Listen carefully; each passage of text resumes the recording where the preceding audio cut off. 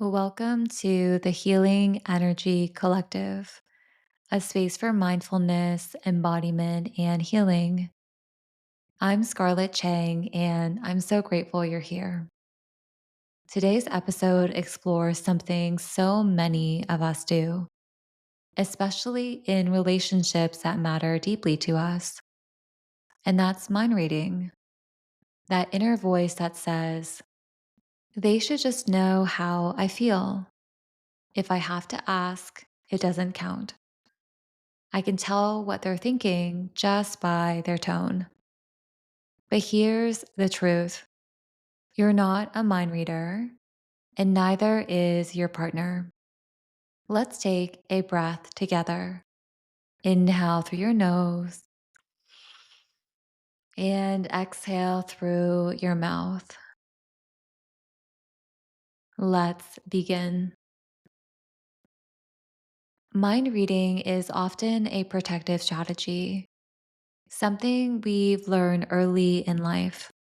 If you grew up in an environment where your emotional needs weren't clearly met, or where expressing your needs was unsafe or ignored, you may have learned to stay hyper attuned to others' moods, tones, or energy as a way to survive emotionally. This is attunement.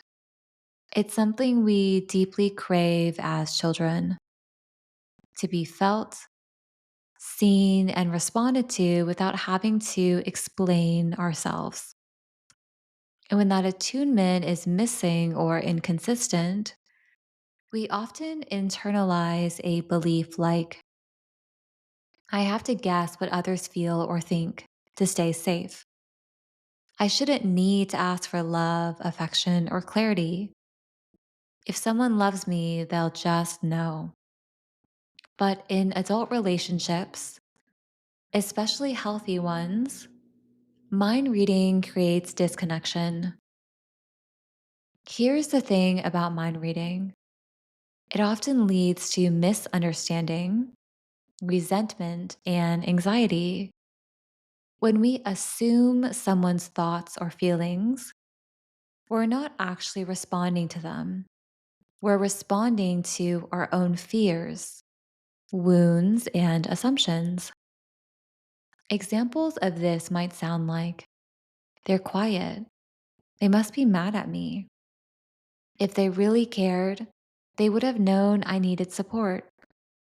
They should know what I want without me asking. But people are not psychic. Even the most loving partners will miss cues, misinterpret signals, or have entirely different internal experiences. Expecting them to read your mind isn't love, it's avoidance. It's an unconscious way to protect yourself from vulnerability, because asking, naming your needs, means risking disappointment. But without that risk, there's no true intimacy. Healthy relationships aren't about perfect attunement. They're about clear, honest, compassionate communication. Here's what it might sound like. When you didn't text me back, I made up a story that I did something wrong. Can we talk about that? I'd really love a hug or some reassurance. Can you give me that? I noticed myself assuming what you were feeling. Can you tell me what's actually going on for you? It's vulnerable, yes, but it also builds trust, safety, and connection. When you catch yourself mind reading, try this simple grounding practice. Pause and name the story. I'm making up a story that. Then return to your body. Place a hand on your chest or belly. Breathe in for the count of 4 and exhale for the count of 6. Next, name the emotion that you're feeling. I feel anxious, or I feel scared I'm not enough.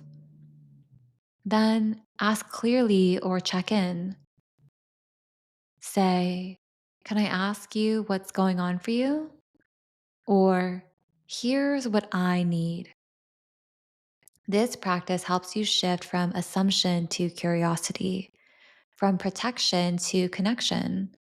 And it's not needy to have needs, it's human. If you've learned to mind read as a way to feel safe, of course you still do it. That makes sense. But adult love isn't about guessing, it's about choosing to show up honestly, to communicate with care, and to allow someone to meet you instead of managing the entire relationship in your head. The healing begins when you say what you mean and trust that the right people will want to understand.